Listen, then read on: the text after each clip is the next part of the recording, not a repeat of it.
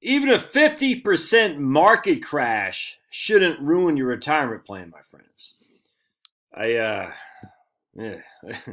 So we're going to show you some numbers using Portfolio Visualizer. Well, let's recognize the fact that a 50% year over year market crash has never happened. We've never had a 50% market crash ever in any given year, right? Ever. The worst we ever had was in 1932 or something like that. It was down 38%. And of course, in 2008, and this is the S&P 500, was down 37%. That's it. We never had a 50% decline.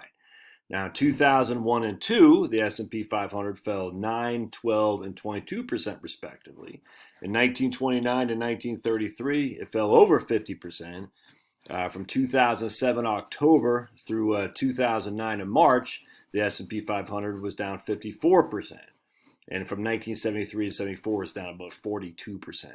But we've never had a 1 year 50% market crash. And I'm going to show you that even if that were to happen in 2022, just no big deal. So let's dive into this. For the Portfolio Visualizer, we're going to put in VTI just for total stock index. So we're going to say we started in 2009. We started in 2009. We dumped $100,000 in VTI in 2009.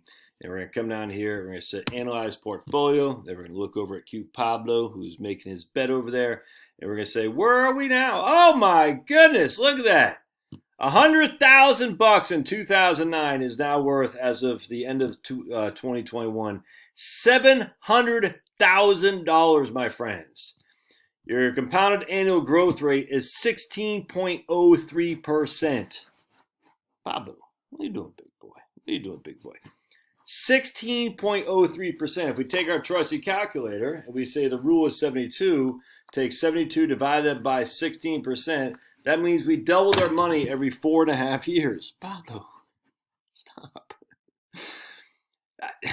So even if we were down 50%, our $100,000 would still be worth $350,000, which means even if in 20, so we got 2009, let me just make this bigger. All right, so we got 9, 10, 11, 12, 13, 14, 15, 16, 17, 18, 19, 20, 21. We got 13 years. All right, actually, let's say we have a 50% decline in year 14. So now we start with $100,000. We hit negative present value.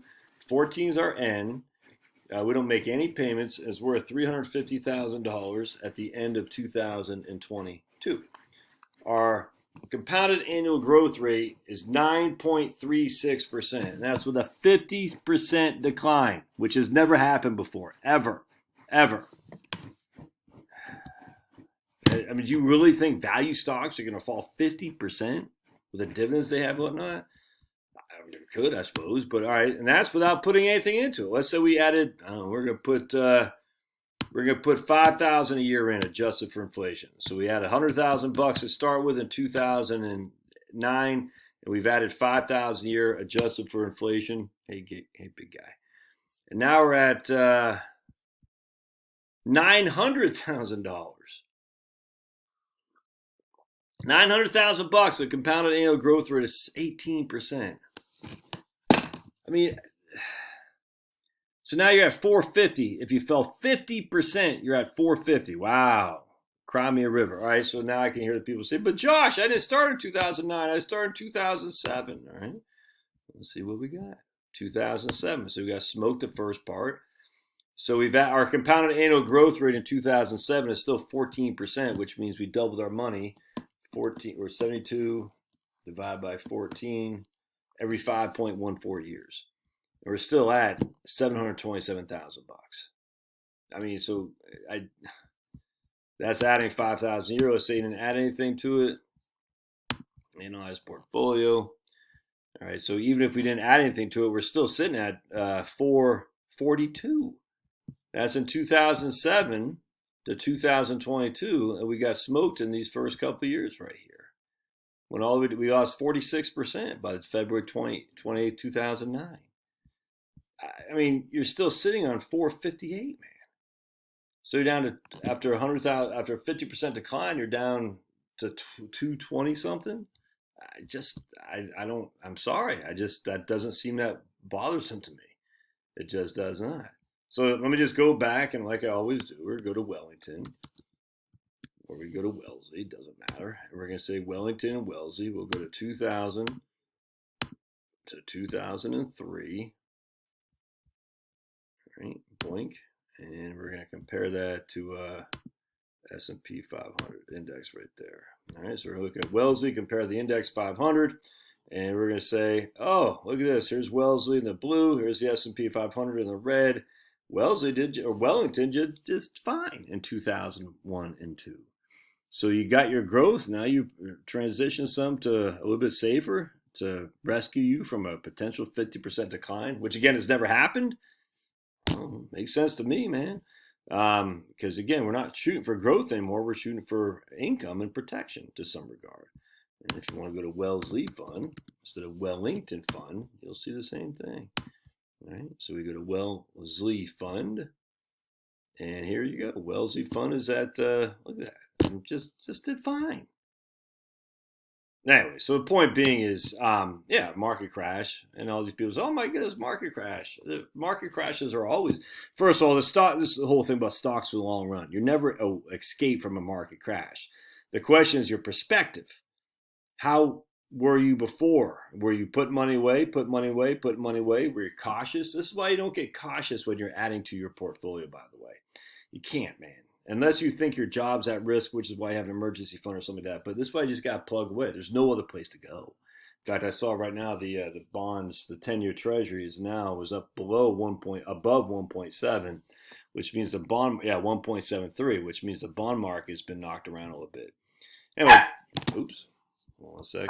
The point being is if you're going to be investing in the equity market, you're going to have to deal with the ups and downs. And you don't ever stop investing in the equity market because you're worried about Sniffy Joe or Trump or Putin or whatever. You just keep plugging. There's no other way to do this, man. And then when it comes time for you to start pulling money off it, well, that's different. That's where the Wellington Fund looks great to me. But in the interim, just who cares about a 50% decline? Just it won't hurt you as long as you've been in the market. And I have people say, I missed out. Dude, you've missed out, man. You'll never get these 14, 13 years back. It's never going to happen again. And it just is not. And as such, sucks. You know? And they want to make up time because they got out. They were scared about whatever, and nothing to do about that. And then I also have people, here's another thing too. No one's financial plan should have been contingent on the fact that your $100,000 in 2009 is now worth $800,000 in 2022. So if you were doing financial plans in 2009, there's no way you should have contingents that you would have $800,000 come 2022. No one should have done that. So every single person's plan should have been contingent on the fact that you're shooting for a 6% rate of return from 2009 to 2022. So if you got a 6% rate of return, we got $100,000 as our present value. And we got 6% as our rate of return for 13 years. Didn't make any payments. We should have 213,000 in there. All right, so basically we have between $200,000 and $300,000. If you have now between $700,000 and $800,000, that's an extra $500,000 that you've made that you weren't relying on. If you were shooting for 6%, all right, that means you should have between $200,000 and $300,000.